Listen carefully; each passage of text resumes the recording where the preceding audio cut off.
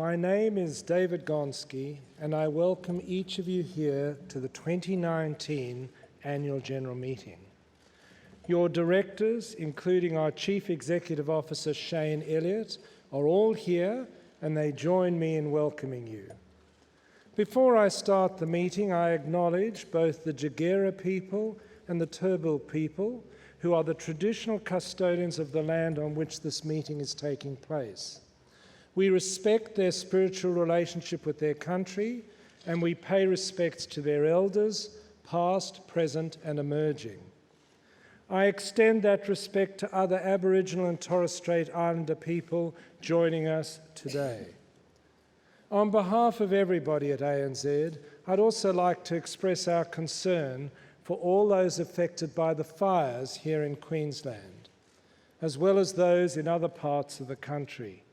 This has been an awful event for so many, and those impacted remain in our thoughts today. As we have done for customers hit by drought, we have been offering financial assistance at this very difficult time. If more is needed, we'll do what we can to support our customers, staff, and the community. It is very pleasing to be in Brisbane, a wonderful city, where we have many interested shareholders. Brisbane is a key part of our history. We started here as the Union Bank in 1851 and opened our first branch in Queen Street, not far from where we're meeting today. Following the closure of the Moreton Bay Penal Settlement, the colony of Queensland was formed in December 1859, with only 7.5 pence in its treasury, all of which was stolen 4 days later.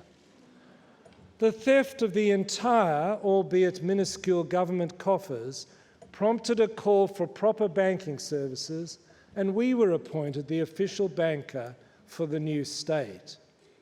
Today, Queensland's in very good shape, and we have a large and active business here. Queensland lies at the heart of many industries, from tourism to agriculture to resources, which have created the modern Australian economy.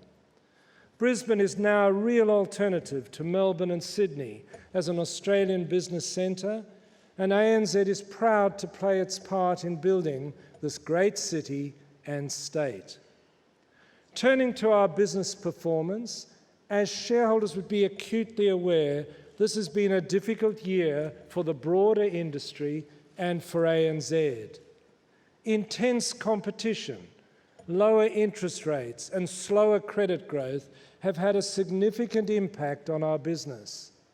We've also needed to respond to more regulatory attention and heightened community expectations following the Royal Commission, as well as increased remediation costs. As a result, statutory profit for the year was down 7% to $6 billion. For the businesses that will remain part of ANZ in the future, cash profit was $6.5 billion. This was flat when compared with the previous year. Importantly, cash earnings per share grew 2% to 228 cents, largely due to the capital management actions taken in recent years. Our capital ratios remain strong and allowed us to maintain our full-year dividend at 160 cents, with the final dividend of 80 cents being franked at 70%. Your board recognises how important the dividend, its franking, and its predictability is to many shareholders. The decision to reduce franking to a new base for now was difficult, but appropriate given the changing mix of our business. As you'd know, our ability to pay you franking credits relates only to the tax we pay in Australia. We receive no franking benefit for Australian shareholders where we pay tax in other jurisdictions, and the international nature of our business sees us making profits not just in Australia, but in New Zealand and elsewhere. While conditions have been tough, the actions taken in recent years to improve our business has ANZ well placed to meet the industry's challenges as well as the long-term opportunities. We've strengthened our balance sheet, improved our culture, and continued the simplification of our business, while also becoming more efficient. A key milestone of our simplification agenda this year was the sale of our life insurance business in Australia to Zurich Financial Services for $2.9 billion, as well as the sale of our New Zealand life insurance business to Cigna for around $660 million. We also made steady progress on the sale of our pensions and investments business to IOOF and have now received the necessary regulatory approvals. We expect to complete this transaction soon. This simplification agenda allows management to focus on our areas of strength and to win in the market. A key outcome of the Royal Commission has been the need for the industry to urgently fix the issues of the past. ANZ has not been immune from this challenge, and we announced an additional charge of $682 million for remediation work. Your board recognises the impact this has on shareholders. This is a real cost, and as a result, it has impacted the remuneration outcome for management. However, we also know it's vital we return customers' money as quickly as possible, and we have a team of more than 1,000 people dedicated to this challenge. If there is a positive from this work, it is that much of the time and resources committed to the task are actually making us a stronger and safer bank for customers and shareholders. Lessons are learned, systems are improved, and operational risks are reduced for the business going forward.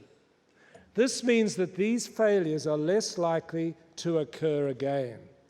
Every failure damages our customers and our reputation and costs us money.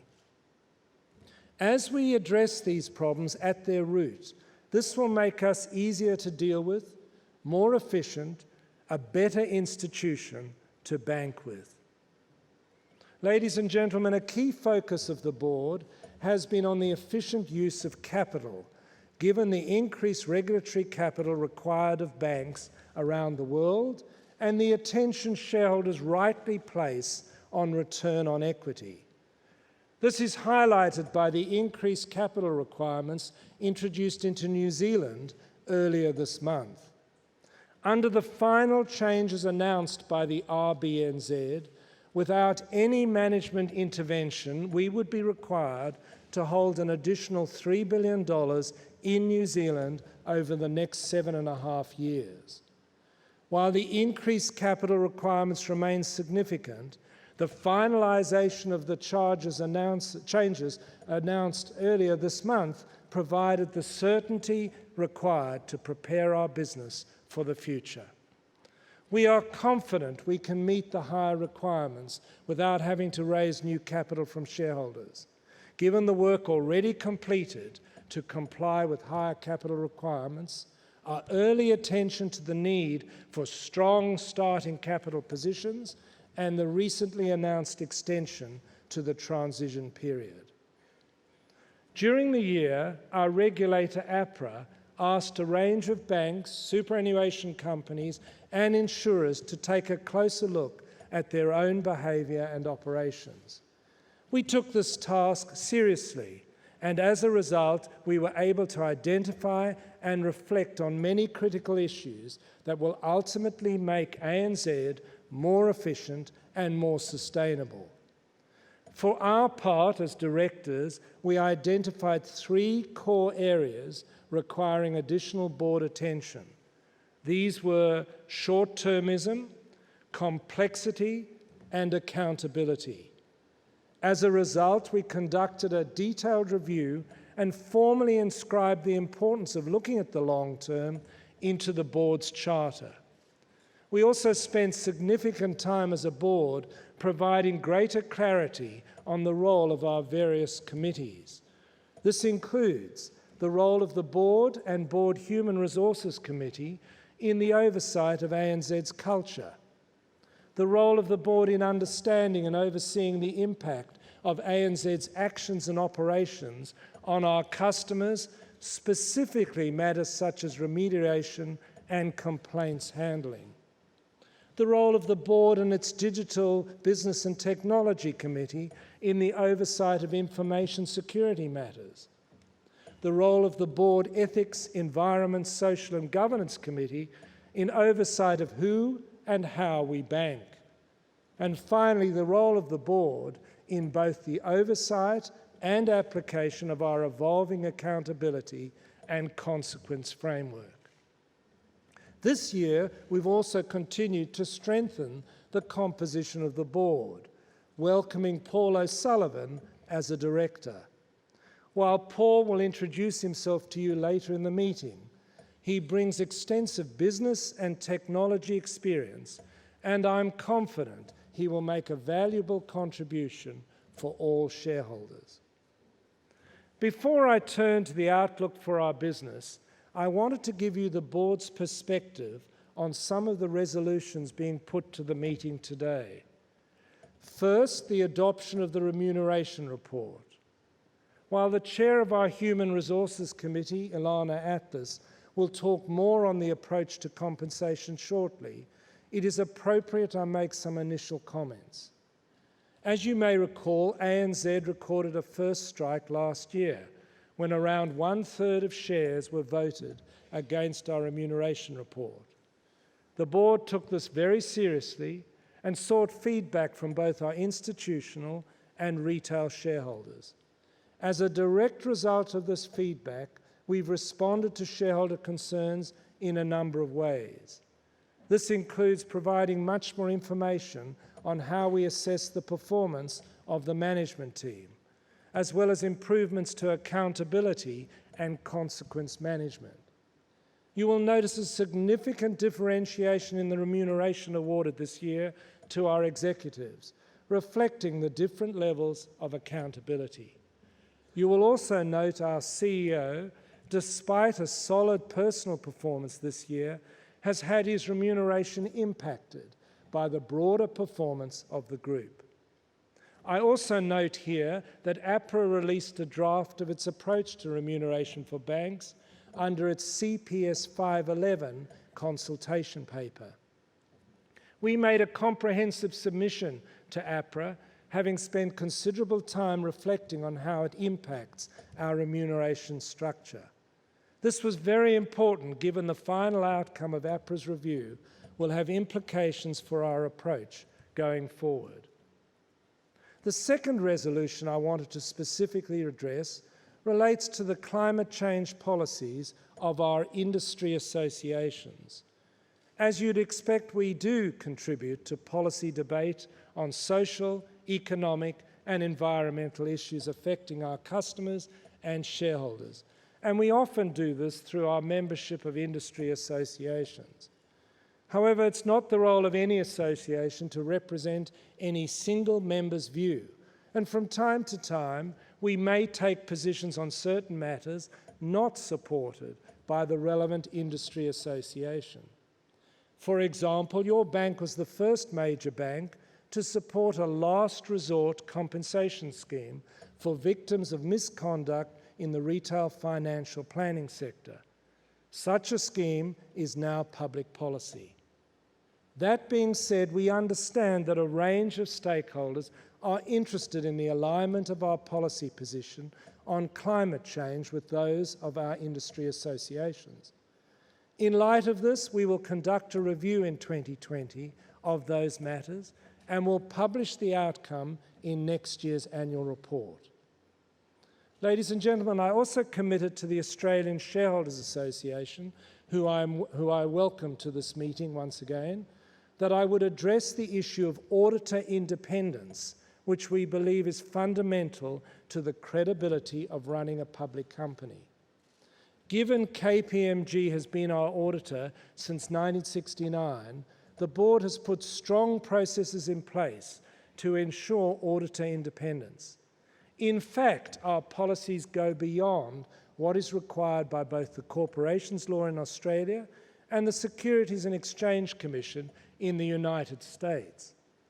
Any non-audit services must be signed off by the Board Audit Committee, and we limit additional services to no more than 5% of audit billings in any 1 year. This year, it was $116,000, or around 0.6% of our total KPMG fee. This was the lowest of any of the major banks. We also require that the lead partner involved in the external audit should not remain in the key audit role longer than 5 years and should not return to the audit team for a further 5 years. Your directors are aware of their obligations in this regard and are satisfied the independence of our auditor has not been compromised. Your board regularly evaluates the effectiveness of the external audit and, like we have this year, conducts a formal review every year. To assist shareholders, we've also resolved to include these matters in our annual report in the years to come.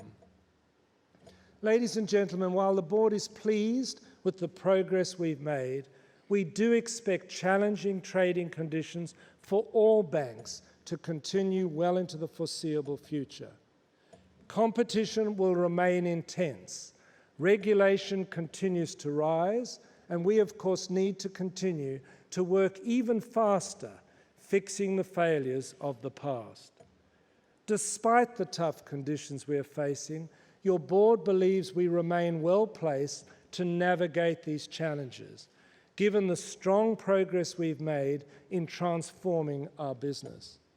We have the right strategy and a strong balance sheet. But perhaps most importantly, we believe we have the right people in place to maximize our opportunities in this complex environment. On behalf of the board, and if I may, the shareholders, I'd like to thank all of our staff members for their hard work and dedication to our customers. I want them to know we appreciate their ongoing efforts. Ladies and gentlemen, I now invite our CEO, Shane Elliott, to give you an overview of the actions we are taking to meet the challenges the industry is facing.